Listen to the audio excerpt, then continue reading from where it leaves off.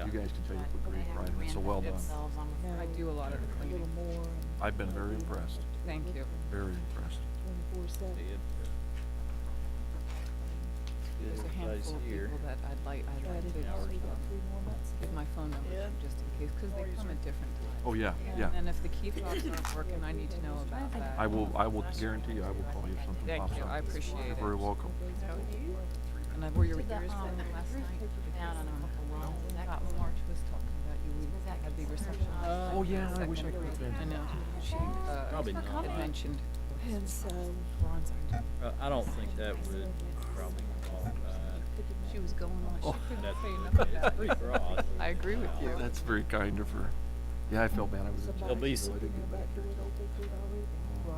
class. 10 o'clock, I think it was. Sounds like you've been busy. I have been busy. This new job is, Be off. it's gonna get really busy. April. Is it, Yeah, which is good. States. In fact, will it settle out eventually as you get everything established? or- yeah, it will. well, This sounds so good. I'll probably have short ones periodically on different things. I don't think we've ever had one on the floodplain ordinance. No, I don't remember. Probably will never want another one. Gotta get my these folks have all, You're too hard on It's kind of a yourself. boring topic. these folks have all been working in the back It's gonna feel weird to go back to it. Yep, yep, you get used to. Yeah. I'll have to say, I've taken on this job that we've, this Anytime Fitness. This was Jay's idea. This is Jay's dream. There's been about, And of course, he's gone back into the boating 8 or industry, 9 of which is those. the other. He really got a lot of there's satisfaction from 5 that, so I've stepped into this role. I'm still not getting paid. that I know of. So I'm like, it's just like being a stay-at-home mom. Oh, there you go. There you go.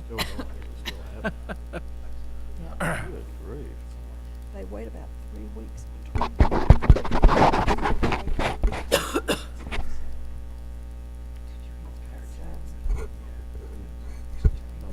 We left. It was. Said somebody, I think we called the something tonight. Yeah, that was. You know, the radio going, so you just hear a muffled voice outside. Rotate the lights we leave on. Yeah. Yeah. What do you do? Very Okay. Oh, okay. He's got something. Good evening, everyone, and welcome to this edition of the Planning Commission for the month of January. And before we start, I want to recognize someone. We have microphones. Yeah. Are y'all hearing? Yeah, they should be on that. All right. Anyway, we have someone who's going to provide an invocation tonight. It's Wes Evans from If you'll come up and First, tell First us, Baptist Concord. tell us, I give us don't your know why I name stumbled over that. and we always ask everybody for a name and address. Sure. Yeah. My name is Wes Evans, and I'm the student pastor at First Baptist Concord, and I live at 428 Lingenfelter Lane in Lenore City, Tennessee, and I work at the church full time. Okay. Well, let's rise for an invocation. All right, let's pray. God in heaven, thank you for your grace again today and another beautiful January day. And God, I thank you for the town of Farragut and for these that stand today to serve their community. And just as you've told us, we pray for them tonight. And Lord, I pray that we would continue to remember them in our prayers, just for how they serve us. And thank you, Lord, for the job that they do and the great town that they serve so well. So thank you for their service to us. And I pray that tonight, as some business is conducted, you would bless them and bless the meeting and those that have come to speak and to share. God, we pray that this would just continue, this meeting would continue to help our community. So we thank you. Thanks for another great day. And we ask for your blessings upon tonight's meeting in our community. We love you. In Christ's name, amen. Thank you. Thank you. I want to call the January 16th, 2014 meeting of the Farragut Municipal Planning Commission to order. We'll start out with a citizens forum, and I have a couple of things. First, I want to mention one is part probably everybody up here got a letter to return a form or do online for the State Bureau of Ethics. The date on that is January the 31st that those have to be in, and they're real serious about this, so please, please get those filled out and sent back in to them.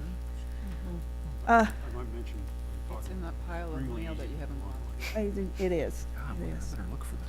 Even I could do it online. Do it online. Yeah. you can, Also, Mark had some training for us after the meeting is over tonight. As we said in the last meeting, every year the state requires that Planning Commission members receive 4 hours of training per calendar year. So Mark tries to help us make sure we get that in, but also there are other options as well. The state provides some training, and Mark will have a list of those and get it out to us just as soon as he gets it from the state. They're local, so you don't have to drive to Nashville or anything like that, but they do provide those. I find them very educational, not only from the standpoint of the information they present, but also I get a lot from the other Planning Commission members who are there. It's interesting to me that sometimes we have the same problems, and although there's different sizes, different demographics of the communities that are represented at these meetings, there's very similar problems. So it's interesting to hear what other people have to say. So if you can make some of those meetings, be sure and try to do that. They start in the spring, and like I say, Mark will let us know. Anybody else have any questions or comments that do not relate to anything on the agenda tonight? You know, Madam Chairman, I do have a comment I want to make. It is related to an agenda item, but I just want to make a point of clarity before we get to what could be a frothy discussion based on previous ones. And it's regarding this accessory dwelling units. I want to make it clear because I feel a need to just set the record straight with our community. When that was first brought to the commission, and I'm not trying to push a rope appeal, I'm really not talking about the discussion that'll happen later, but I think it needs to be made clear that when Alderman Markley brought that to this group, he never brought it with any intent, and there was never any wording that he asked to make these potentially rental units. I know that potential exists, but I think it's important. No, I thought I would. Sure, no problem. Usually you don't have to listen for me. I'm usually pretty easy to hear. Well, this is important stuff, so I'm glad you are going to listen. What I said was, you know, there was an article in the paper this week, excuse me, I'm a little under the weather, about the discussion we've had on these accessory dwelling units. When Alderman Markley brought that proposal to this group, it never was the intent, and he never had the wording anywhere that his intention was to make these rental units. Now, obviously, without the proper wording, that could happen. I'm not going to argue that point, but I did want to set the record straight. I'm not speaking on his behalf. I'm speaking for him to defend his position, because it's important that people understand that that was not his intention. So I'm going to leave it at that. The discussion will take place later, but I wanted the record to be set straight at the outset. So thank you. Any other comments? Approval of the minutes for the December the 19th, 2013 meeting. Do we have any changes? Move for approval. I'll second. All those in favor? Aye. Opposed? Item number 3 has been requested to be, by the applicant, to be withdrawn. Item number 4 also has been requested by the applicant to be withdrawn. And item number 6, just in case, we're going to skip around just in case there's anybody here that came especially for this, but item number 6, the staff has recommended postponing item number 6. Do you want to speak to that? Yeah, it's really just a minor re-subdivision plat off Snyder Road. The staff reviewed the plat and issued comments, and they haven't resubmitted to address the comments, so the staff's recommendation on that item is to postpone it until those comments are addressed and the plat is deemed to be complete. Because the other two were requested by the applicant, we don't need to do any action, but on this one, since it was requested by the staff, we are going to make a motion to postpone if someone would do that. I'll make the motion, postpone, item 6. I'll second. All those in favor? Aye. Opposed? So in that case, we'll move back to item number 5, discussion and public hearing on a re-subdivision plat associated with Lot 5R of the Campbell Station Lakes subdivision, a portion of parcel 184, tax map 130, 8.26 acres, 2 lots, zone C-2. The Stokely Company is applicant. Okay. Is everyone familiar with where this property is located? This past Wild Wing Cafe at the end of Campbell Lakes Drive. This public road, Campbell Lakes Drive, has been built in sections over a period of years, and there's been different plats throughout the years for those different sections. The most recent plat was in 2000 when that Lot 5R, which basically surrounds the end of, and it's in those, it's identified there in the black dotted outline. That was created in 2000 as part of finishing up Campbell Lakes Drive itself. At this point, the property owner, they're looking at basically just dividing that into 2 lots for the purpose of development on the 2 lots.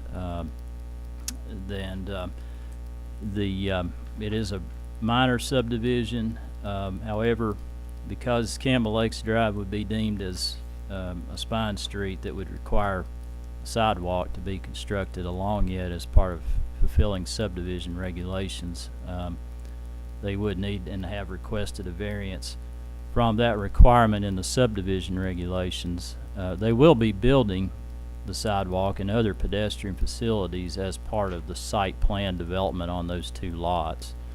There very likely will be a site plan before you next month for Lot 5R1.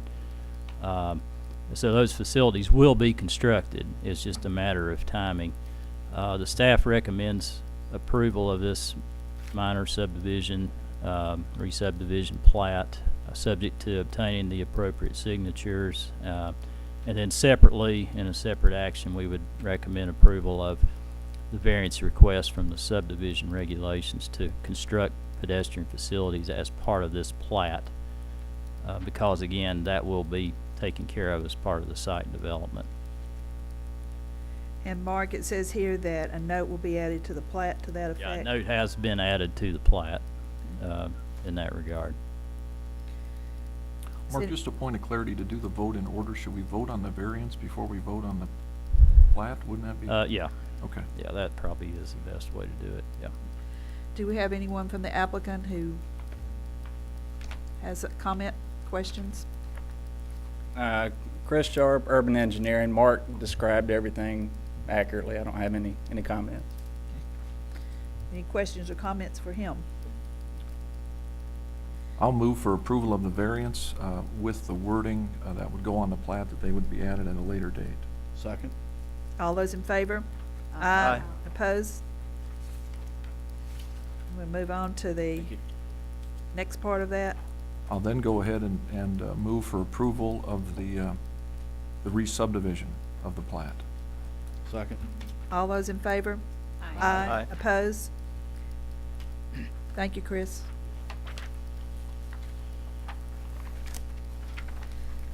That leads us to item number 7, discussion and public hearing on an amendment to the text of the Farragut zoning ordinance, Chapter 3, to consider providing accessory dwelling units, ADUs, with single-family residential zoned neighborhoods.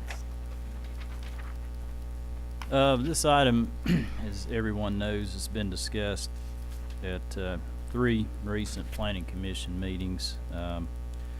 All I'm going to do, just to introduce this, is to review just very briefly some of the relatively minor changes that were made from what was presented in December. Tried to incorporate some of the comments that were made, tried to make the wording more parallel wording that you find in other zoning districts in our zoning ordinance. Basically, some of the changes were to omit agriculture and R2 from consideration for this type of overlay. Agriculture is unlikely to be a candidate. We don't have that much. There is a special exception option in agriculture. Commissioner Dick brought that up, and that's a very good point. There's probably not a need for this to be an option in agriculture. And in R2, as the wording is currently crafted, at least, the lot sizes are just not big enough, at least in terms of where we're at right now. So really what we looked at was R1, which is a little bit larger. It's the rural residential zoning district, and the R1SA, which is a 1 acre minimum zoning district for candidates for possibly having an overlay for this accessory dwelling unit. These lots would have, the reason for this is they would have theoretically enough space to accommodate a second dwelling unit and meet the setbacks. We did propose to increase the setback slightly from 20 feet to 25 feet from the side and rear. I think that was kind of talked about too at the meeting. And then the lot sizes were modified. It was 1 acre, but in looking at this, R1 is a 20,000 square foot minimum lot size, and you're not going to develop an R1 subdivision and plat all 1 acre or larger lots. So what I tried to do was just scale it back a little bit, make it 30,000 square feet. And there's no, I'm not set on that number. That's just a number for discussion. And the reason for that is that the square footage is slightly larger than what the minimum is in R1, but it's a reasonable lot size that someone would have potentially in an R1 development. I mean, you could have a few lots that would be that large. The R1SA is still 1 acre because that's the minimum size in R1SA. Did omit the minimum size of an accessory dwelling unit. I didn't really see the point in that. I think what we're probably more concerned about is a larger one. So we kept that in there, 800 square feet and no bigger than 40% of the footprint of the principal dwelling unit. So those things would kind of control the size of this second dwelling unit. So those were some of the changes that were made, and again, just kind of making the wording, the language a little bit more parallel with what we have in the other zoning districts. And I've been asked to read a couple of letters that I think all of you all have received related to this matter. And we'll enter these into the minutes for this particular meeting. And these are rather lengthy letters, so you'll have to bear with me. I'm not the fastest reader in the world. But the first one, it starts out, accessory dwelling units. Thank you for taking the time to consider Resolution PC-14-01. I believe it is the highest and best use of this commission that time be invested to explore opportunities to realize the visions, objectives, and goals set forth in our town's strategic plan, which is an active working blueprint for the town's future. The ADU ordinance before you represents a strategic opportunity for its implementation and is consistent with Vision 2025, guiding Principle C, high-quality residential choices, 2, progressive senior residential options, 5, family-friendly homes, 6, choice of high-quality homes and multifamily, 7, empty nester housing options, Principle E, convenient living, self-contained community, ability to have a business or work in Farragut, and also Town Goal 2016. Goal 1, maintain financially sound town by helping promote and ensure the future growth and vitality of our community without increasing burden on infrastructure. Goal 2, strengthen the local economy, Objective 4. by expanding number of successful small or home businesses allowing parents to stay at home in customary home occupations as defined in Farragut Code of Ordinances, Appendix A, Zoning, Chapter 4, Section 6. And Objective 5, enhance our reputation as a positive climate for business. The ordinance as drafted is an extremely minor tweak of our existing ordinance that addresses the concerns raised by the FMPC and provides for high-quality site-built structures complementary of the principal dwellings on a very limited number of only new lots in the town. It addresses a burgeoning new market that will distinguish the town and draw high-quality residents, and as such, it is a win-win for the town. If we misjudge the market, no one will add these structures to their estates. If we are right, we increase the desirability of Farragut as a residential destination, increase demand, and property values go up. It is impossible to see it as anything but beneficial, not only for the town, but especially for the perception of our community as a forward-thinking leader. If you have any concerns about what these might look like, I invite you to view the magnificent accessory structures built under current ordinance on much smaller lots than what this ordinance proposes, both on Fox Den Golf Course, Steenrod residence on Grigsby Chapel at St. John Court, and the Guffon residence across the pond from it on Crippled Mule Point. The structures proposed under this ordinance will be no less lovely and attractive, and just as unlikely to fall into disrepair or misuse. And rest assured that if people cannot build them in Farragut, they will continue going where they can, and it will be our loss. I know that each member of the commission has the best interests of the town at heart, and therefore I respectfully request your hearty support and unanimous recommendation of this ordinance to the Board of Mayor and Aldermen at your January 16 FMPC meeting. Yours in service to our community, Bob Markley. The second letter I'd like to read into the minutes, and it starts out, Farragut Municipal Planning Commission, Alderman Jeff Elliott, amendment allowing accessory dwelling units within certain single-family residentially zoned neighborhoods. I will be unable to attend this Thursday night's FMPC meeting, but as I shared in person at the last FMPC meeting, I am urging your no vote on this amendment for the following reasons. There is no need for such a drastic change in our R1 zoning ordinance, which has worked so well for so many years for the residential homeowners of the town of Farragut.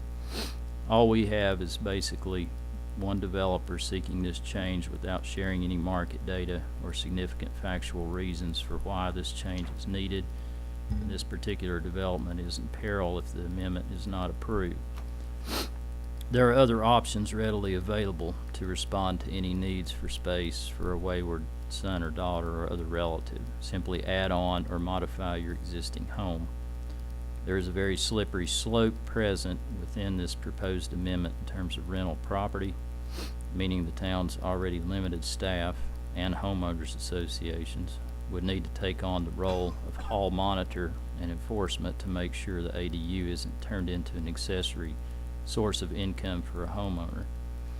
An additional slippery slope emerges when you consider that while this amendment just refers to 15-acre sites, a developer can always come back before the FMPC and seek to lower this standard or even to have it applied to existing R1 subdivisions.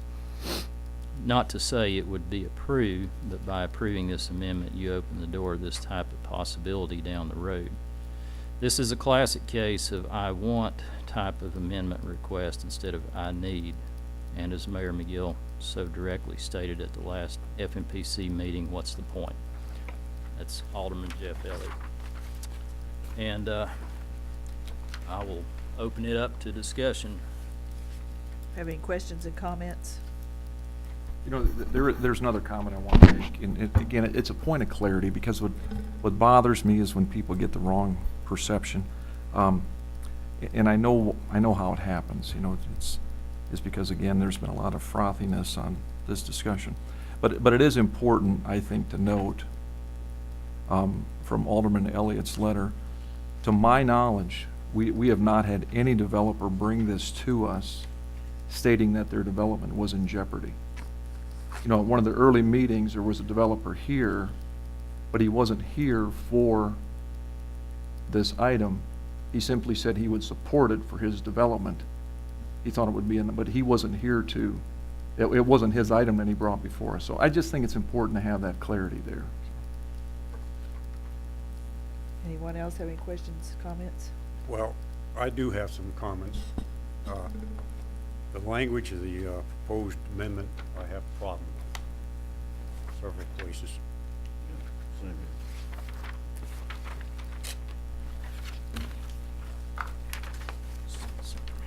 Let's start with the definition of ADUs.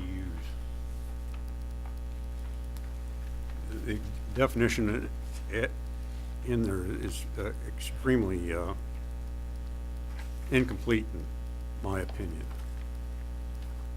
Hey, Ed, I put up your comments up there, so know about that. And I propose that the accessory dwelling unit be found as a second dwelling subordinate in size to the principal dwelling unit on an owner-occupied lot. Exterior of the accessory dwelling shall be designed to maintain the appearance of a one-family dwelling compatible or complementary here with the principal dwelling. And there's a note up there that when I went back in there in the summary sheet or the presentation sheet that is presented, it talked about that there's language in there talking about the size and et cetera of it. And I didn't see that in there. And Yeah, I'd say it's- there's no reference to the maximum size as well as gross floor area percentage of ADU in proportion to the gross floor area devoted to the principal dwelling unit, It's right here. as stated in the report. Yeah, it's number 2 and number 2 up there on the screen. That's the actual ordinance 14-01. So that comment is addressed in number 2. Well, I don't. Now, we did, like I said earlier, we took out the minimum size, which I think was 300 square Well, feet. Let's see what the maximum size is. Yeah, it's 800. 800. Are in there. Section F, It's up on the screen. Yeah, look at section F, number 2, item 2. Yeah. the maximum size of an ADU shall be, Sorry. Then there's a proportion in there too for 40%. And those were both in the previous version. That's there. I didn't, for some reason, I Oh, that's all right. Yeah. downloaded. Okay. And then, also. There's not a minimum size. Sorry. Well, it doesn't have to be. I didn't see the point in it because in my view, what we're really trying to control, I think, if you want to use that word, is just Well, something that's too big that- or out of not proportion. having a minimum size, I didn't see anything, I just didn't see it. But anyway, I think the minimum size is probably useful because you could end up making it, somebody putting something in there so small that it's not really occupied, you know. Yeah. It's- Well, I mean, that can ADU 's be supposed added to have back. a self-contained living quarters. That means kitchen, bedroom, Yeah. I just et didn't cetera. see the point in it, but it can certainly be added back. You know, it's But I all can- open for discussion, but. I can see that sort of thing at, where they're, like in New York City, they're building these micro, something like 1,200 square feet where somebody can live in.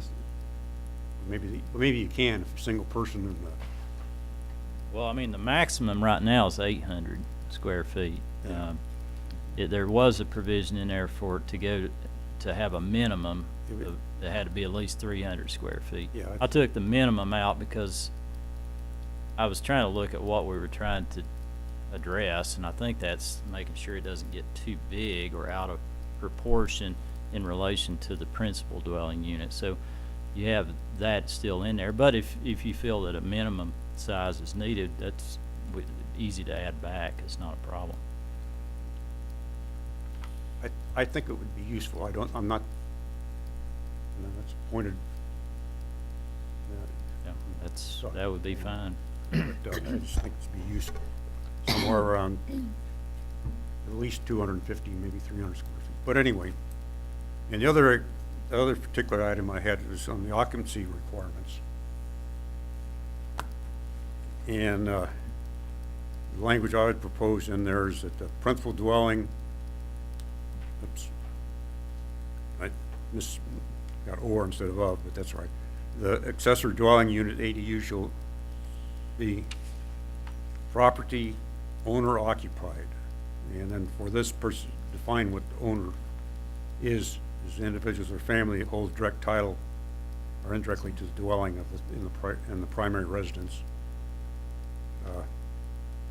Principal dwelling will be a single-family detached residential dwelling, and more importantly, that there shall be no boarders or lodgers within either dwelling unit. That would pretty well kill the rental issue, I think.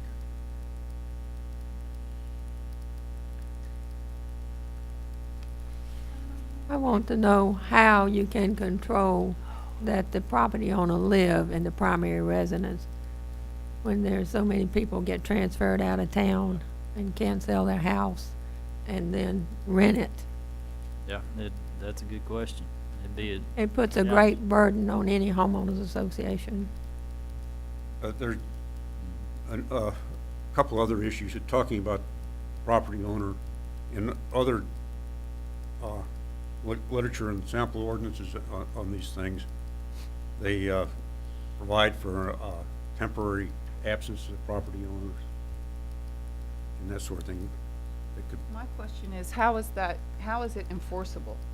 That's- How do we enforce that? exactly. Once it's out of here, I don't know how we enforce that. I don't think you can. My subdivision wouldn't even approve a walking trail. I know they wouldn't like this. Yeah. Ed, you have some questions, comments? Well, from just the wording, Mark, what does G2 mean? I mean, for ADUs that are within the principal dwelling unit. How do you have an ADU in a principal dwelling unit? Well, you could have a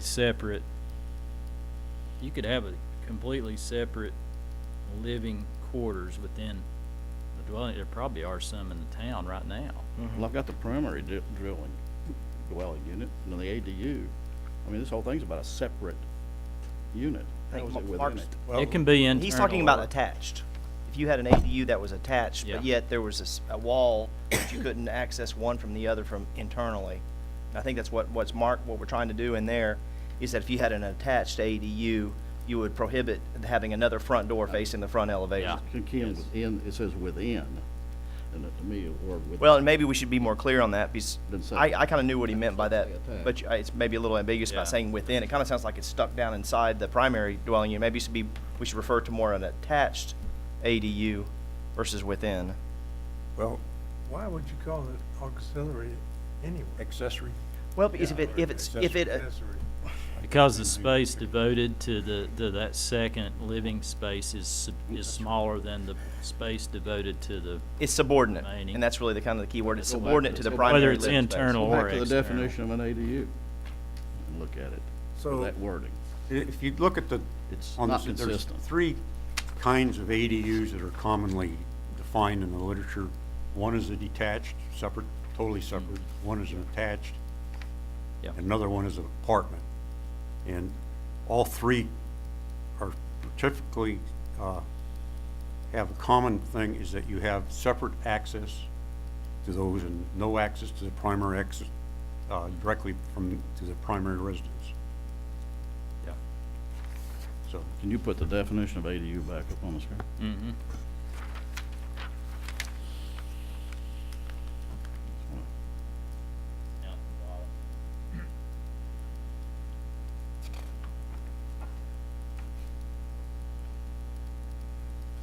that doesn't imply, that the definition there does not imply in any way, shape, or form to me to like a quote, apartment in a basement with a separate entrance or a ADU within the principal dwelling unit. It just is a house.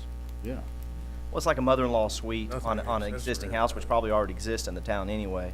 But I think what we got to keep in mind is when you have it's one dwelling unit, two dwelling units, it's almost like having multifamily or attached. You got to think that one dwelling unit is a self-contained dwelling unit with its own kitchen, its own bathroom, and its own bedroom. Yeah. And just because they're attached, you actually still have two separate dwelling units. But maybe there's some clearer way to define Yeah. this, or maybe we need to include in there the definition of not just an accessory dwelling unit, but a dwelling unit itself.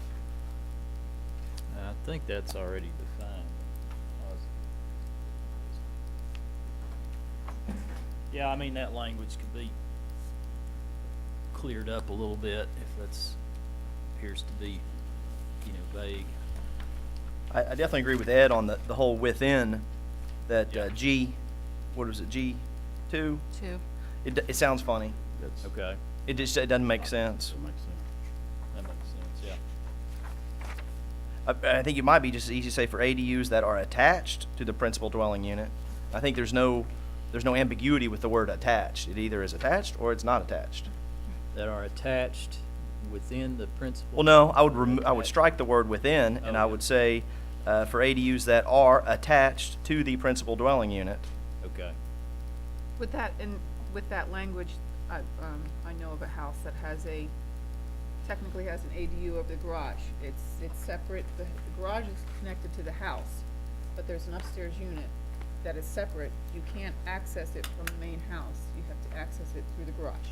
Mm-hmm. That's Comes in Change. basically what's common definition of an apartment ADU. Yeah. okay. If it has a kitchen, it That's- has to have a kitchen. Has But if to it's have a just a kitchen. bonus room with a separate entrance, that's not an ADU.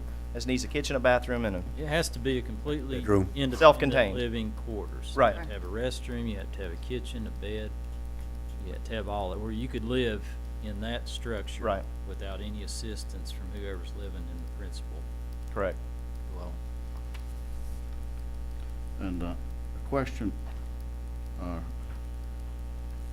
relative to, like G5 gets me thinking about what about the allowance relative to any kind of external structures like decks or patios? Is that within we think we have language that would apply or restrict or whatever in here? Decks related to these ADU. detached accessory. Yeah, if it's gonna be a mini house, it could have a, Yeah. I would Yeah. assume a deck or a patio or whatever. Our standard setbacks would apply, wouldn't they, Mark? When we get into decks and patios? Yeah, there's setback requirements for structures that don't have a roof over them and for structures that do have a roof on them. Of course, as proposed, it's 25 feet for the unit. The deck is, it varies. It depends on the zoning district. Could be 10 feet theoretically. My question is, do we need to include some language relative to those types of structures in G?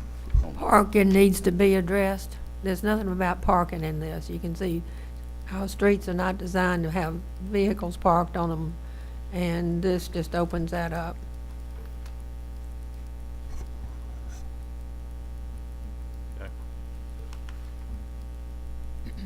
I would like to see, and I mentioned it last time, especially if it's a new development goes in near an established development, I would like to see a buffer zone at least between the established neighborhood and this new neighborhood.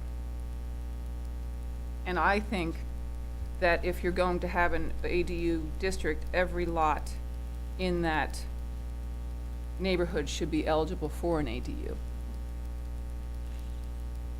It seems kind of odd to me that you would move into that neighborhood and that you might have a lot next to you that has an ADU, and you might have a lot the other side that has an ADU, and you aren't allowed to have one.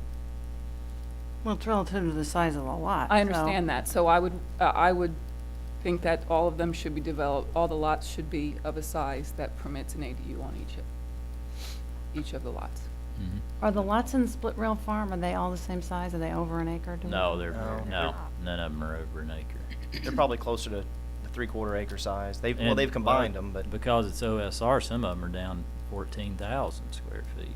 I mean, There's a big range. So as it stands now, that subdivision will not be allowed to build an ADUs behind the That's what it sounds like. primary property. Well, of course, that subdivision's not been final platted, so those lots have actually not really been established, the dimensions of them. You know, that could theoretically change. I thought the developer said there would be some lots that this would apply to. At one of the earlier. I think they do have some big lots, but again, it's not even platted yet, but based on Yeah. their preliminary plat, No, and yeah. I think there's a lot of influx going on with that project, so I And think that, you know, the square footage proposed is something need to get a good discussion going, I think, you know. There's nothing magic about the 30,000. It's been an acre in previous drafts. Has been the minimum, and that is, in my opinion, would never happen in any subdivision. So that's why I lowered it down to make it more reasonable, and but you know, it could be lower than 30,000 square feet. It just has to be at least 20,000 in the R1, because that's the minimum lot size. But if, you know, they meet all the physical requirements, you know, the setbacks, the percentage in relation to the principal dwelling unit, then, you know, 20,000 might work. Has there been a request for this other than Mr. Markley and Split Rail Farms? Not to my knowledge. If there's no demand, no one is asking. I can see something getting passed and somebody doesn't like it, so they go before oh shoot, BZA. the BCA, yeah. And so it'll come back again. Well, yeah, I mean, and that's why we're talking about this. I don't want to create an ordinance that is just, as soon as it's passed, it's going to have to be changed again. So we need to be thinking about that. If you want this kind of option in the town, it needs to be crafted in such a way that it's, you know, possible that, you know, it could happen and be reasonably marketable. Let me- The way I see this written right now, it's a nightmare for homeowners associations. So developers coming in wanting to build subdivisions, they would know, let's say we pass this, they would know that they have that option. Yeah. So if they decided, then that And might they make would the- plat the lots bigger. To meet the accommodate, if requirement, that was- if that's what the size, you know, y'all want to go with. Again, there's nothing magic about 30,000. Needs to It's- be a lot bigger, so does the 1 acre. Well, but you've increased the from 20 feet to 25 feet, For the setback. so that's 50 feet, basically. Well, And you talk about a buffer, I don't look know. how these houses are built. Some of them are not 30 feet apart. They may have, you know, they may have a big backyard, small front yard, so might not be able to meet that, or vice versa. May have a big front yard, small backyard. But these are new subdivisions we're talking about, so wouldn't that be something that the developer would take into consideration when he puts together his plat, knowing that he could do this? He would either make the houses, the main residence closer to the street or farther back, or whatever the case may be. Yeah, he It sounds could. like I mean, I am opposed to this ordinance. I know I'm you sure are. that's clear. Oh, most people are here. Well, that was one thing I wanted to say, and I'm glad at least that we're having a civil conversation about this today, because I have to say, first of all, you know, I just want to thank Mr. Markley for bringing this to the attention of the Planning Commission and the community, because I think that looking at alternative structures for people to live in this town, I think is really important, because I just think people need choices, and I think that's something that we as a commission should be able to review and discuss respectfully. And quite honestly, I was really disappointed last month when we did talk about this, because I felt like not only some of the community members, but also some of the commission members were being somewhat short-sighted about this opportunity that Mr. Markley brought to our attention, instead of more open-minded and flexible. And certainly, in some cases, not even respectful. And I was disappointed in it, and I support it. I may be the only one in this room that supports it other than Mr. Markley, but I support it. And I think it's because I live in this town, and I think having choices for people to come into to Farragut is important. And I think some of the things that Mr. Markley put in his letter, I think, you know, are spot on. And I understand and appreciate the people who are here from the community who are opposed to this. The fact that you're here is important. I wish more people were here, because I think that if more people were here, I think we'd have maybe more of a balanced discussion about this, because I think there are people out here who might be more in favor of something like this, as an option like this. And I also think it's our job to look at alternative forms of dwellings as the commission and representatives of this community. So I'm glad at least that we're talking about it a little bit more in a respectful way today, because I really was disappointed last month. And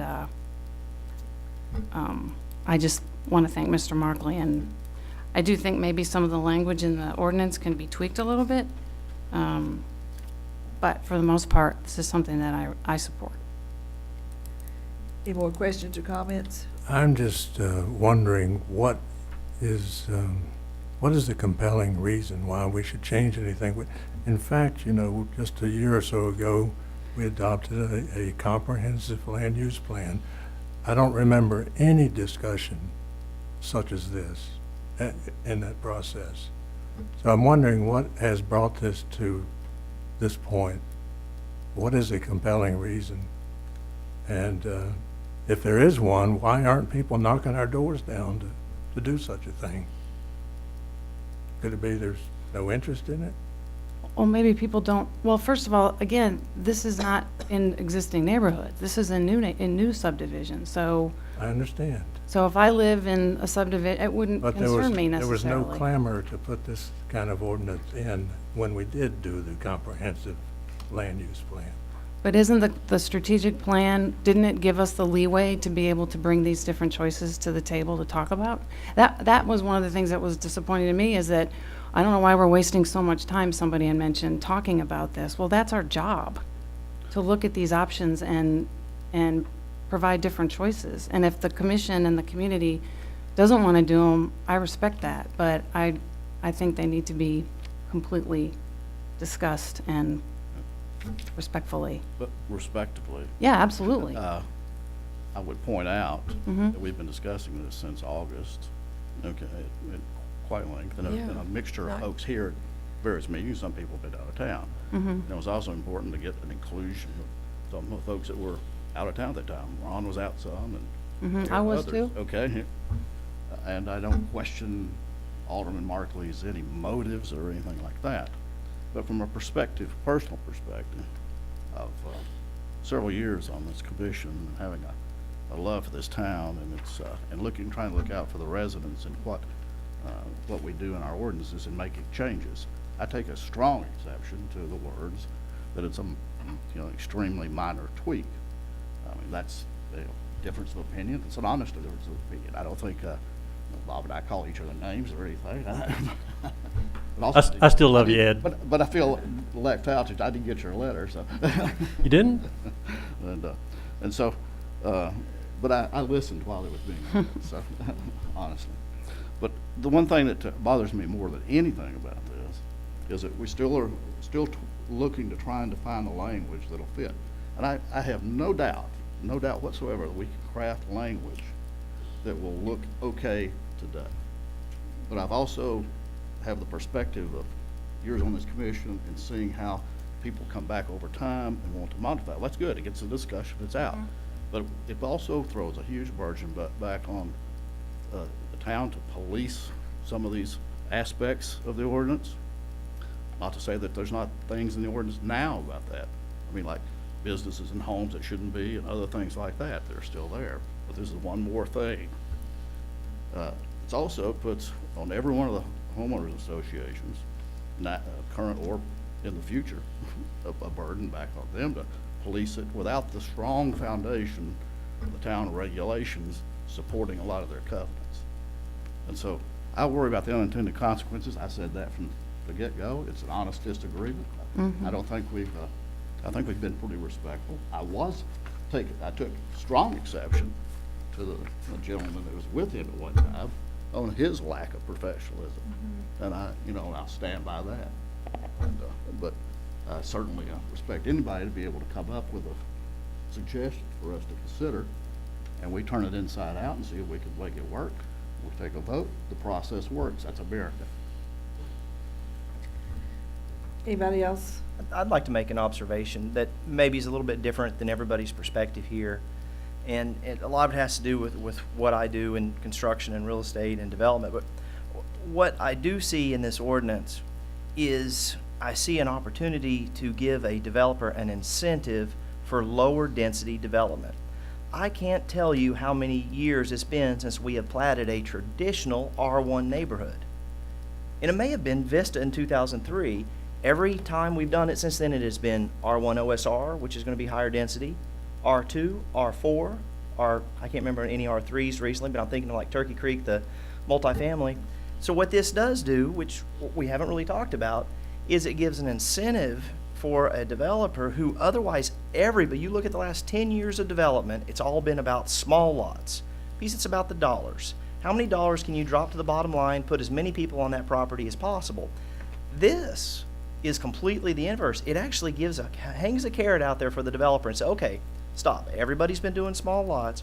Why don't you go back and look at Steeplechase, some of the larger, older lot neighborhoods, Bel Air, Foxed In to some extent, there's some large lots in there, and maybe try to get a lower density type development, especially due to the fact that a lot of the property that we have left in the town of Farragut, the topography is not as flat as the farmlands that have already been developed, the Village Green or the Foxed In and Fort West. And so I think when we're dealing with more challenging topography, anything that we can do to try to encourage developers to try to go lower density, fewer dwelling units, fewer bodies coming in and out of those subdivisions, I think this is an incentive for those developers to try something a little bit different.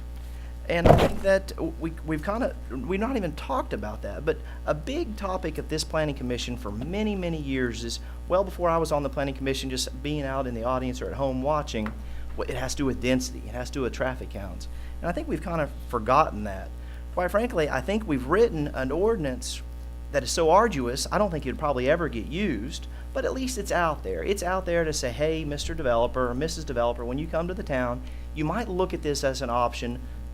There may or may not be a market for this, but if you wanted to do this, you got to build big lots, and you got to have more setbacks, and there's some things you got to do. But I think I just wanted to throw that out there from a little bit different perspective, where I see it when we kind of talk about profit and losses and bottom lines, is that this might do something that might help put somebody over the edge when they're struggling with trying to rezone to a higher density. Go, you know what? Maybe we'll just leave the density alone, or heaven forbid, maybe they downzone it from an R2 to an R1 to be able to get this. I just wanted to make an observation. I must have overlooked it, but I cannot see where this says it applies only to new development. Well, it doesn't, I don't think it says it has to be a new development. But if you look at the criteria in the ordinance, realistically, there's no existing development where this would ever happen. I mean, If we wanted to make Plenty it, of 30,000 square foot lots in Andover. yeah, but you have to have 15 acres of contiguous lots My that street. agree to be rezoned to this. 15 acres of that size lot. 15 acres of contiguous lots is what's in the ordinance that has to agree to be rezoned to this overlay. and each lot would have to be over 30,000 square feet. Yeah, and they all have to Probably be my street. contiguous. That Wouldn't even would, be the whole street. Well, good news is, Betty, it has to be unanimous, so it couldn't be your street, because if you're Yeah, 'cause I was That's right. It has to be unanimous. And I was a big advocate of that back in August. I said, hey, I don't want to touch this if it's not unanimous. If Right. I don't want to I force remember feed this that, on Paul. anybody. Yeah. Yeah. Mm-hmm. So anyway, but that's all I really. it clearly is intended for a new development. I mean, it doesn't specifically say that, but I don't think there's any chance, in my opinion, that would ever happen in an existing development where you get 100% of that large of an area. I don't know. That's just my opinion. I don't know. Could be wrong. Maybe in a next subdivision where your lots are 5 acres. Mine's almost 4. I think every lot in Bel Air is at least 1 acre, I think. That's R1 So, SA, yeah. Bel Air. Yeah. And it's pretty flat too, so. Any more questions or comments? Needs to address parking. Yeah, I did, and that's a good wording. You know, there's only one more comment I want to make, and it's really not related directly to this topic, but one of the things that is starting to get on my radar screen as an alderman is I've been involved in the community for many years now, way before I was in an elected position. There's more and more topics within this body, and there are more and more topics at the Board of Mayor and Alderman level where I hear the comments made more frequently over the years, well, we don't have the ability to enforce it. We don't have the ability to enforce it. I mean, it's in a variety of buckets.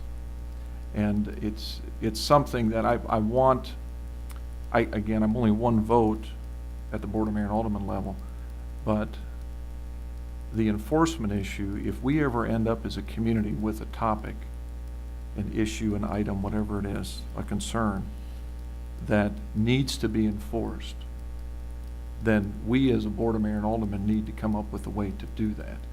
I don't want us at this level, on this board or any other board, to say, well, we don't want to do that because we can't enforce it.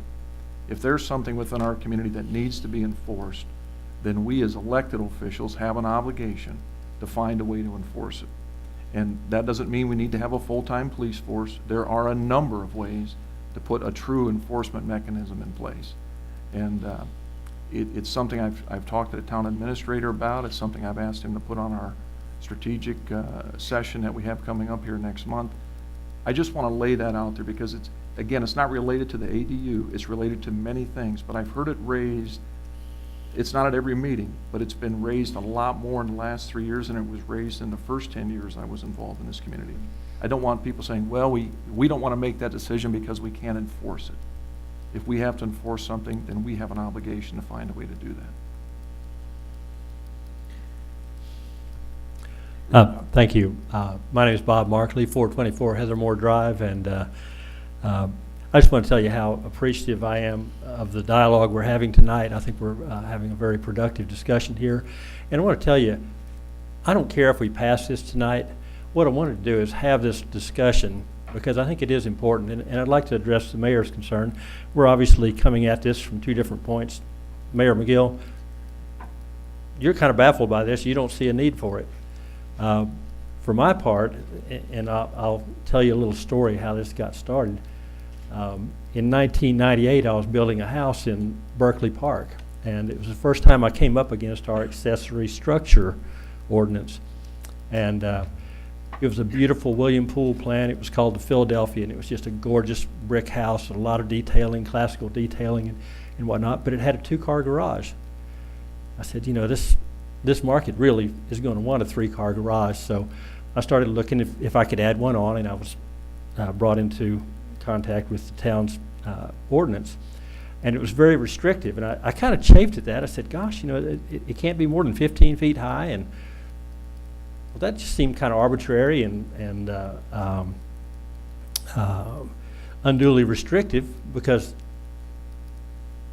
who says it can't be more than 15 feet high and why? Because I have a beautiful structure that I want to put on this property to make it more valuable and more appealing. And so I guess that was sort of the genesis of it. That started me thinking. I was like, gosh, why do we have this?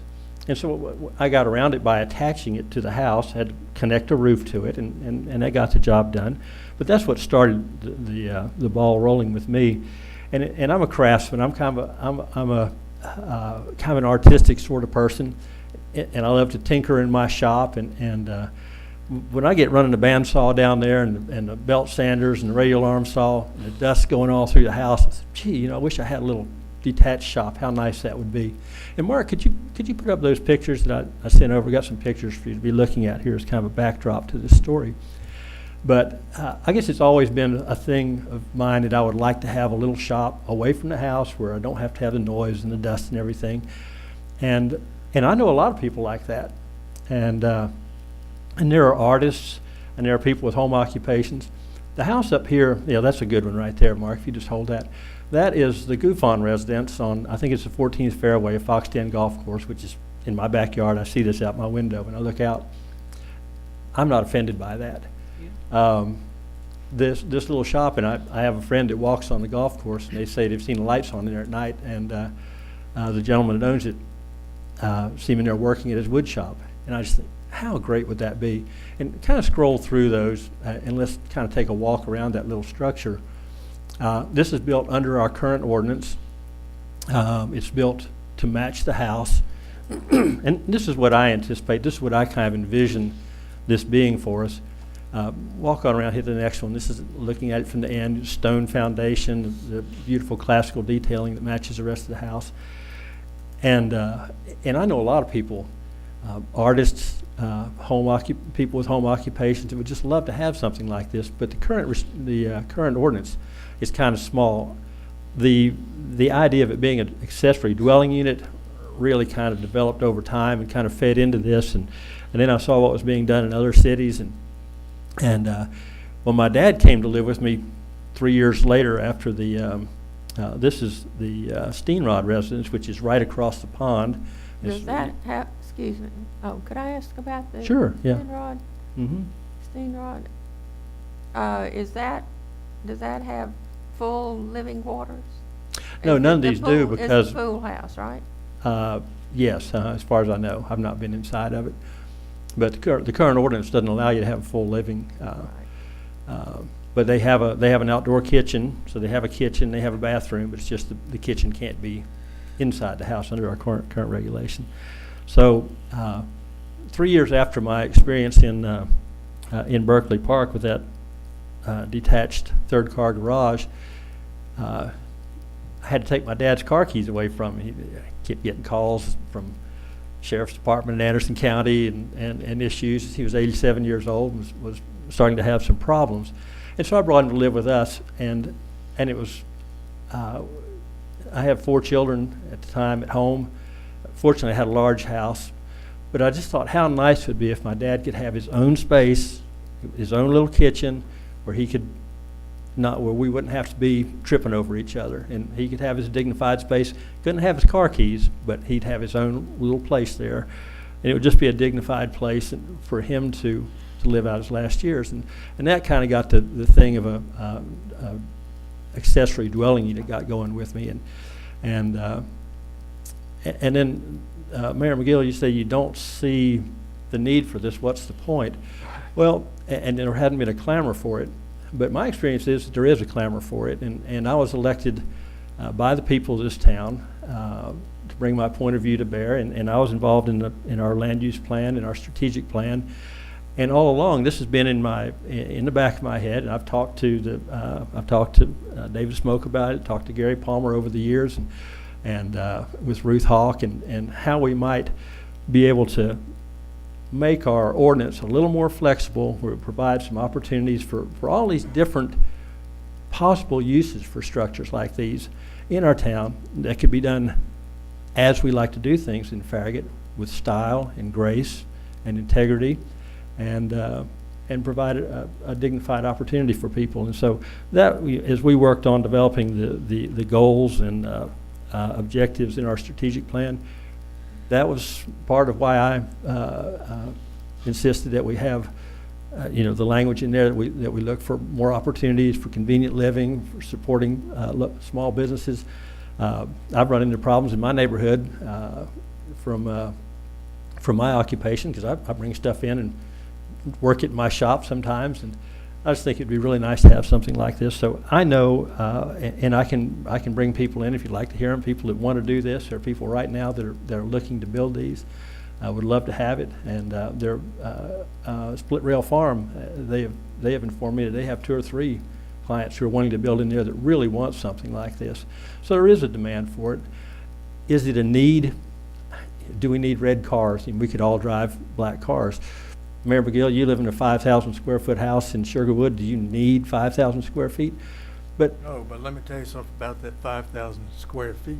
Okay. Somebody can live in my basement, period, with kitchen and everything. Okay. and you don't have to worry about enforcing anything. So what's wrong with that? There's nothing wrong with it, but by the same token, what's wrong with this?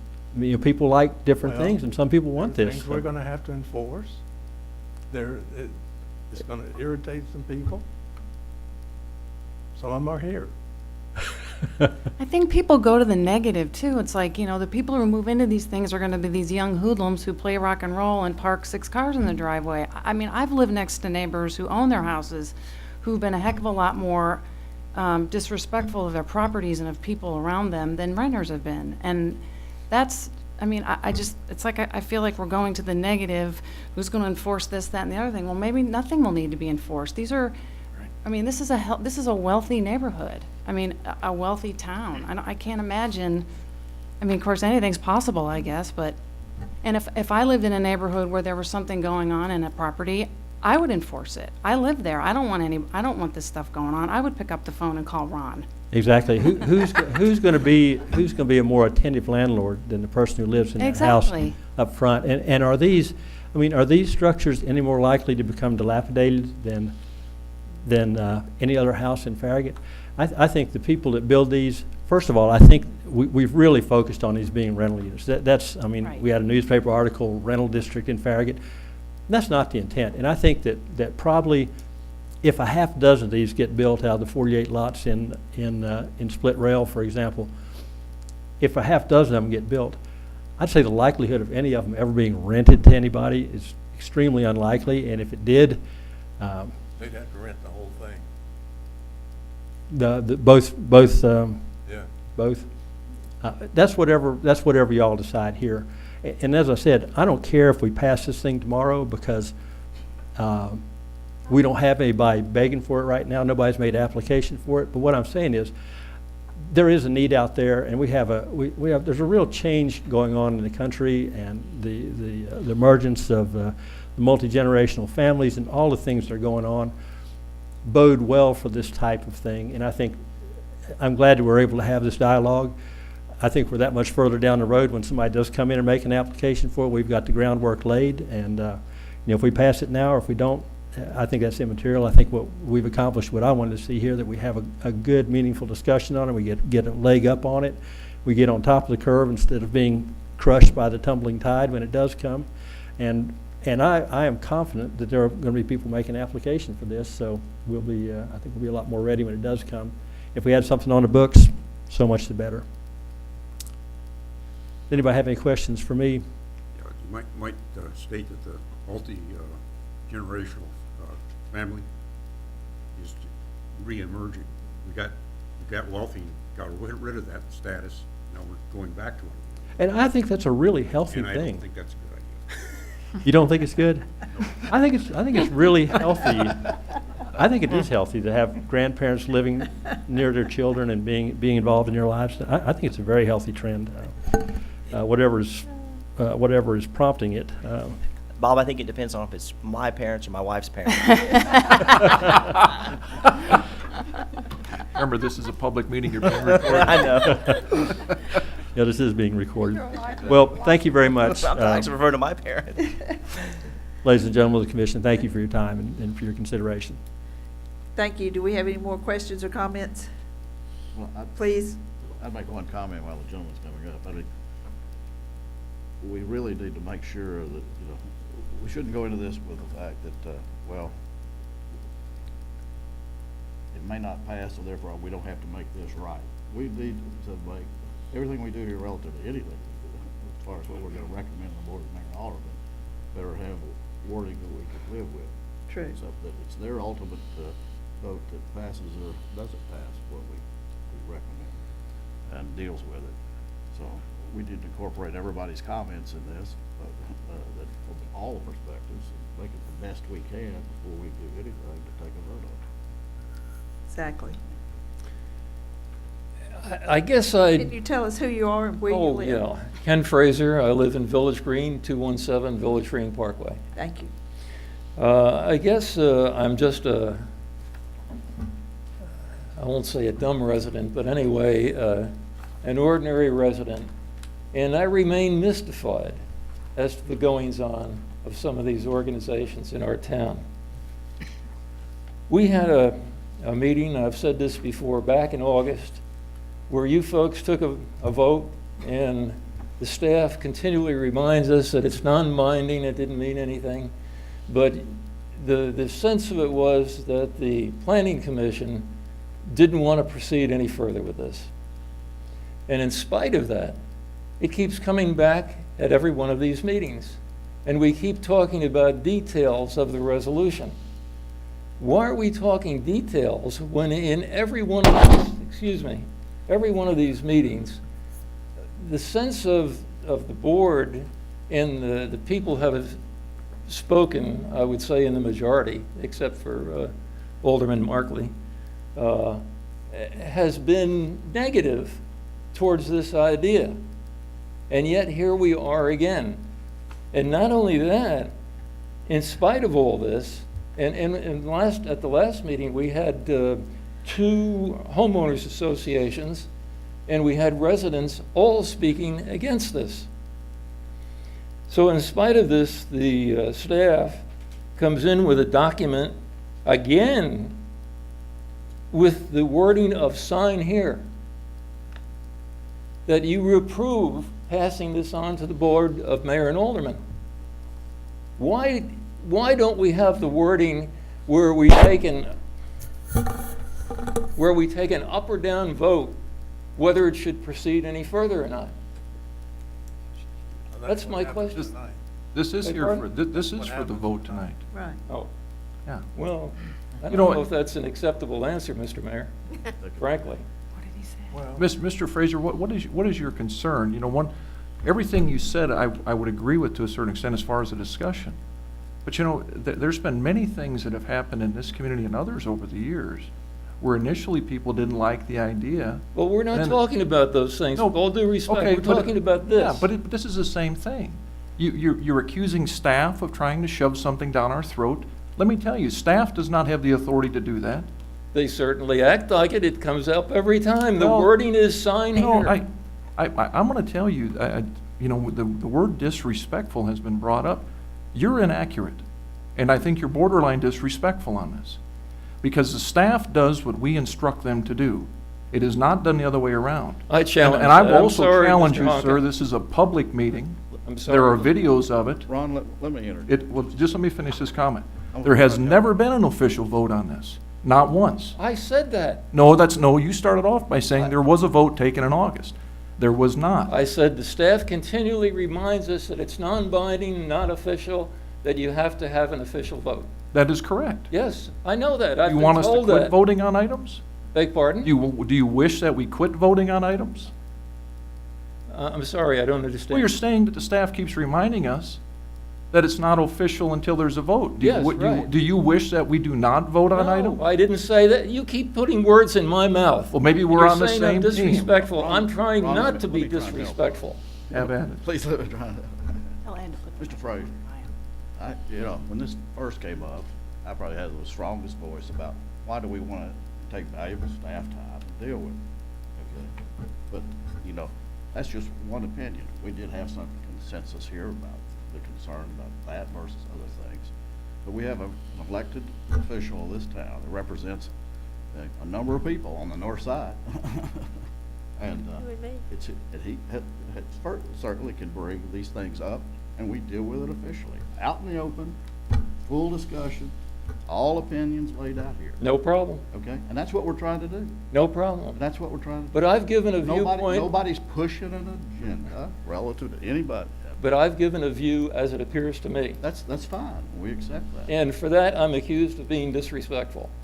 I'm sorry, but I have an opinion, and I'm trying to express it. And it's a very valid opinion, I You think. ask a very specific question relative to why do we keep, use my word, fooling around with this.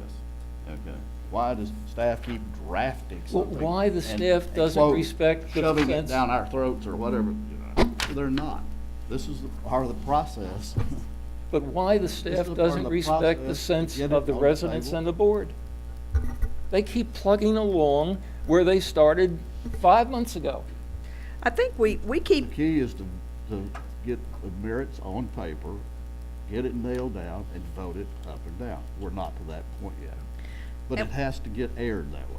And That's we the have, Well, I understand we that, have no been problem with asked, that. we have been asked to give our opinions, which we have done at the meetings. And Mark or staff writes this out. Then we review it, and there may be questions that we still have, that we make our comments. We've done this with lots of other ordinances. We don't just go at it once. But the staff has presented documents that ask you to vote, not to vote, but to approve. I'm asking, why don't they prepare a document that has an up or down vote attached to it?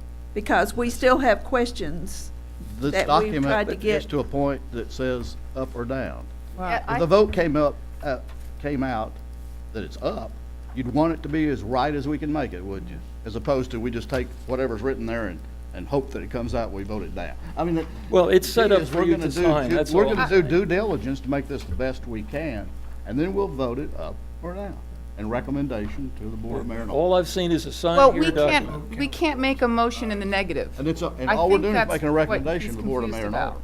Yeah. We can Exactly only right. make a motion in the positive. We can't make a motion in the negative. Well, how do you reject something? We propose Vote this no. and everyone No. says no, or yes. If some people will say yes, some people will say All the no. documents are a sign here. We approve passing this on to the Board of Mayor and all. That doesn't mean But it if it gets doesn't pass, approved. it doesn't get signed and it dies and goes in the trash. Okay, then I misunderstood the process, and that's why I came up here and said, I guess I don't understand how the town does this. This I'm particular situation, we only make a recommendation to the Board of Mayor and Alderman. Okay. There are other situations that we do get to the point of yes or no. Plats. Site plans. And so we, at that point, We have to have a drink. like he said, they have to be, the motion has to be in a positive, written up. Yes, I understand that. And then as we vote, there may be 7 noes and 2 yeses. And so it would get turned down. And then it simply appears in the minutes as a negative vote? Correct. Okay. Well, I appreciate the illumination and the chance to. Keep watching, and there will be situations where you'll see, and we welcome you to come and see that. But you can see how it appears to me. Yeah, well, it's that our job to The explain it. sense is, no, we don't want this, and yet we keep talking. Mr. Frazier, can I just ask you a question? Because you live in Village Green, right? So this the way the ordinance is written, for the most part, wouldn't affect you where you live? That's not the point. That, okay, That's that not would, the point. no, that's, I was just asking, is this, so you don't feel one way or another about this, right? Yes, I do, very strongly. That's why I've been here at every meeting Well- when we discuss this. Well, why do you not I think it's a approve? very poor If idea. it doesn't affect you and your neighborhood, that's my question. You've said that 3 times already. Okay, sorry. Can you answer my question, please? Yes, I think it's a very bad idea. I think it's a slippery slope. Doesn't affect me, but I can see it could be a problem for other people, as has been pointed out many times in the board here. Thank you. Thank you. Thank you for coming and expressing your opinion. We appreciate that. Thank you. I'd like to make a comment. I think it's important for everybody to know that any citizen of this town of Farragut has the right to propose an ordinance. And if that ordinance means painting all the sidewalks with purple polka dots, then so be it. We have an obligation that we are appointed by the Board of Mayor and Aldermen, who are the elected officials, to hear all these things, all the merits, the good, the bad, and the ugly. And so I think it's important that if Mr. Frazier had an ordinance, we would treat your ordinance with the same amount of time that we've treated this ordinance. Have we been on this a long time? Absolutely we have. Do they normally take this long? No. This one's complicated. There's pitfalls and there's merits on this whole thing. But if you brought your purple polka dot ordinance to us, we'd still write it up. We'd ask Mark to write it up and say, Mark, we got to have something to look at with the purple polka dots that Mr. Frazier wants. And so I want everybody to know that that's how a democratic society works. And hopefully in the town of Farragut, we might do it, I hope, a little bit better than other communities, because your voices are important to us. I take it so seriously that it is so paramount that when when I was asked years ago to be on the planning commission, that it was a level playing field, that everybody was equal. And that it is so important. And I guess I just want to reiterate that. Have we beat a dead horse? Absolutely we have. But we put it all out there. There's nothing behind closed doors, and there's no funny business going on. There's no agenda. I can tell you right now, the staff would just love for this to go away because they can just move on to other things. And so they're not writing it up just to give us purple polka dots. So I appreciate so much when the community has an opinion one way or another. We're not always going to agree, but that's what America is about.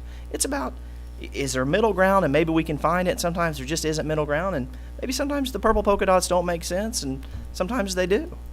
So I guess that's important to me, that this is how the system works, and unfortunately it takes longer than sometimes we all wish it would. Well, that's true, and it's from people who have been with before the town of Farragut was formed, people who were there when the town of Farragut was being formed, people who have been on boards and commissions since then. That's one of the things that I have heard over and over, is one of the reasons the town of Farragut came into existence was because people wanted to have the opportunity to be heard, and they didn't always feel that way with Knox County. And the whole idea was to have the opportunity, have meetings at night. I think Knox County had, or even has, their meetings during the day. And so it's a big principle of the town of Farragut that the meetings be at night, so people have the opportunity to come. You can't take off work and go to a meeting in the middle of the afternoon. And so some of those people have been around a long time, have that's been one of the things that I've been harped about too from them, is that have the opportunity for people to come and state and ask questions and see things. And so that's what we're trying to do. And we welcome anybody who wants to come and sit through all of this. And and even those that don't want to but have to come and sit through all of this. So we want people to come and have the opportunity to hear what's going on and to say the things and get the answers that they want. And that's my rant for tonight. So Mark, do you want to rework on some of this from the items that we have expressed tonight? Is that the feeling of the Planning Commission? Well, yeah, one of the things that when I went there and wrote some comments in here, and I missed a page when I translated from PDF into Word, it dropped the page. Anyway, what I had particular concern is the language and the wording, and it's, you know, we eventually get the a package on it that's not very useful for editing and that sort of thing, or you can download the package, which is in PDF, and then it got to translate that into Word to edit, really, unless you got Adobe, Adobe, where you can edit Adobe files. But if we could get the draft languages that we could edit and comment and circulate among ourselves, the other way to do it is get around this table and do it for a few hours. But I would propose that we come up with a method to Get back our information get back to him, tomorrow. get the draft text out. We can all edit it, put our comments on it, and then It'll be presented at the next meeting. consolidate. There's a lot of literature and standard ordinances, or model ordinances, and et cetera, that's out there. In fact, some of the language I picked up was out of the model ordinances, the national model ordinances. So I think we got to be very, very careful. Now, personally, I'm not enthused about the concept of this, but I do think that if we're going to propose it, and if it's going to go to the Board of Mayor and Aldermen, it's got to be right. I mean, if even if we have a unanimous negative vote on it, it's going to them, they could override that, so it's got to be right. It just is a procedural matter. And I also sort of have a question on who does what on this, because if this is a strict zoning issue, then the planning commission is the ultimate decider. Which is the recommended No, we body. just make a recommendation on zoning. You're thinking about the subdivision regulations. Yeah, but I mean, that's just a point of order. This would require a change in the zoning ordinance, actually, in section 3 Zoning of the zone. ordinance. Yeah. And that's, So that's ultimately decided by the board, mayor, and alderman. I mean, you all make a recommendation in the form of a resolution, but they ultimately have the decision on that. In the interest of trying to eliminate a lot more revisions to this, one thing that Miss Betty brought up was the parking. I agree, parking does need to be addressed in this. Yes. And I think maybe the easiest way, being that we have a maximum of 2 bedrooms, is say that 2 off-street parking spots must be provided. And I think if we have that in there, I think that's going to, Miss Betty, would that address kind of your concern with the parking? It's off the street. Right, exactly, off-street parking, so it needs, and I think that's even the terms we use is off-street. It just needs to be an area that is, obviously a driveway, not in the street. And that was one thing, I'm just trying to keep, if we're gonna try to hit it next time, let's just try to get the final version next time so we can put this thing to rest. Yeah, I think we ought to look at, get all the comments in, get the best version we can, and then. Yeah, it it's may short- not It's be- short, as this is with 2 pages, basically. We ought to go through it line by line. Yeah, what I might, And what then I'd that's it. prefer to do I is agree. maybe not even rush it, since I don't think there's a rush on it. It may or may not be ready next time. I'd like to go through, I've written all your all's comments down, try to, and there may be some contradictory remarks related to the comments, and that's fine. But I may or may not have it ready for next time, and I agree with you all. I think whenever it does go for a recommendation, everybody needs to, whether they agree with it or not, they at least think that the wording is where they want it to be. And there's plenty of things that could be tweaked in this, I think.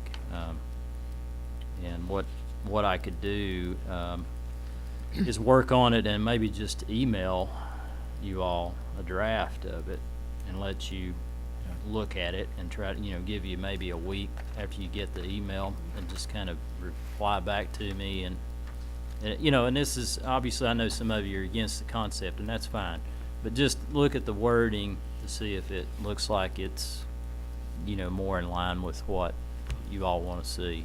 And a lot of this wording we did incorporate from other ordinances. I mean, this is new ground for us as well. So, and we always look at what other communities are doing. So we did incorporate probably most of this in that from other communities. So,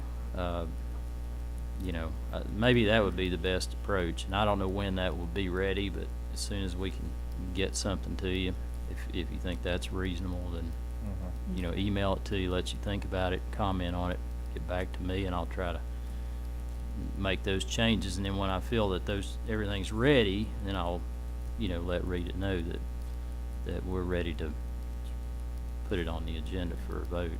So we need to have a motion to postpone tonight, is that what we need to do? Yeah, that would be yeah, fine with me. I'll move to, Betty, do you have, what, I have another comment. Okay. It has been mentioned tonight that this only applies to new subdivisions. I think that needs to be written in here. I agree. Okay. I think we just remove the ambiguity. Okay. How do you, just out of curiosity, from a legal standpoint, Mark, how would one do that? Would you just say new, or would you say subdivisions built after such and such a date? Use a platted date. I'm sorry? Use a platted date. Okay. Subdivisions, all future platted subdivisions of obviously meet these parameters. So obviously, simple All subdivisions. subdivisions platted after this ordinance takes effect. Exactly. Or something like, or any That- subdivisions platted prior to the effective date of this ordinance Are not- excluded. Are excluded from Okay, this, thank you. something like that. And that's a very black and white date. Yeah, that's a good idea. think it's- Incidentally, I don't know how many people talk to a lot of residents, but one of the things I got hit up with was a concern about not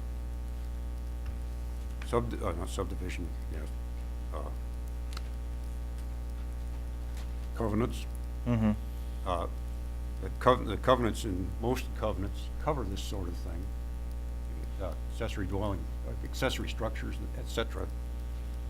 And the thing is, will a town ordinance override covenants? Well, if this is for Not. new developments, then their covenants Not, would so, but I mean, reflect but this that's new. concern. What- Yeah, and it would have no impact on existing covenants. Those are not something the town enforces. There's subdivisions in the town that don't let you leave your garage door open, but I don't go around looking for people that have a garage door that's open. So, But- no, it's not. But to We don't answer Ed's really- question, and I've researched this, not on this topic, but in years past, any recorded deed restriction, i.e. the covenants and restrictions, actually supersede the town of Farragut. So anything that, if you always err on the side of whatever is stricter. It's more restricted. yeah. Exactly. That's right. So do I have a motion? I was going to move that this issue be put back to review status to become and be brought forward again in about 2 weeks' time after the revised drafts have been reviewed and comments made by the commission members. I would suggest you modify that to a bunch of the comments that were incorporated and ready for the next meeting at that, after that. Whenever that future date is. So that future Right. date is. Okay. I'll second that complicated motion. I'm not going to repeat it, though. I didn't write it down. All those in favor? Aye. Opposed? Any public hearing, proposed utilities at this time? No. We will adjourn and take a 5-minute